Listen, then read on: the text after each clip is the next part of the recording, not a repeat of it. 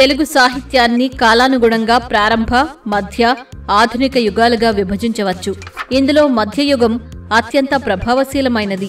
ఎందుకంటే ఈ కాలంలో తెలుగు భాషా పాండిత్య, భక్తి, శృంగార, యుద్ధ కావ్యాలతో సుసంపన్నమైనది.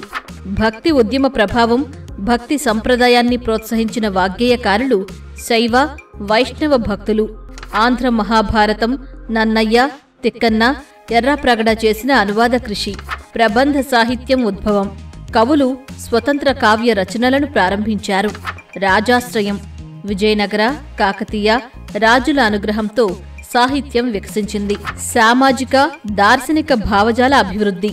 కీర్తనలు, తత్వ పద్యాలు రచించబడ్డాయి. ముఖ్యమైన కవులు మరియు వారి కృతులు. నన్నయ్య 11వ శతాబ్దం. ఆంధ్ర మహాభారతం తెలుగు కవిత్వానికి ఆద్యుడు. తిక్కన్న 13వ శతాబ్దం. ఆంధ్ర మహాభారతం గద్య పద్య మిశ్రమ శైలినందించారు. ఎర్రాప్రగడ 14వ శతాబ్దం. హరివంశం, నరసింహ పురాణం, భారతారణ్య పర్వశేషం రచించాడు. పోతన 15వ శతాబ్దం. అలంకార శోభితమైన, సంగీతాత్మకమైన పద్యాలు, భాగవతం, భక్తిరస ప్రధానంగా వ్రాశారు. వీరి రచనలు నారాయణ శతకం, వీరభద్ర విజయం. శ్రీనాథుడు 14-15వ శతాబ్దం. చరిత్రకారులు శ్రీనాథుణ్ణి డూమూవూల కవి అని అంటారు. హరవిలాసం, కాశీఖండం, క్రీడాభిరామం, పలనాటి వీరచరిత్ర ఈయన రచనలు. ప్రబంధ సాహిత్యానికి పితామహుడిగా పేర్కొంటారు. అన్నమయ్య 15వ శతాబ్దం. వెంకటేశ్వర కీర్తనలు, భక్తిరస ప్రధానమైన పాటలు.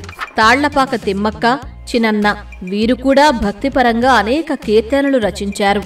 రాఘవ పండితుడు 16వ శతాబ్దం. రాఘవ యాదవీయం శతక కావ్యం.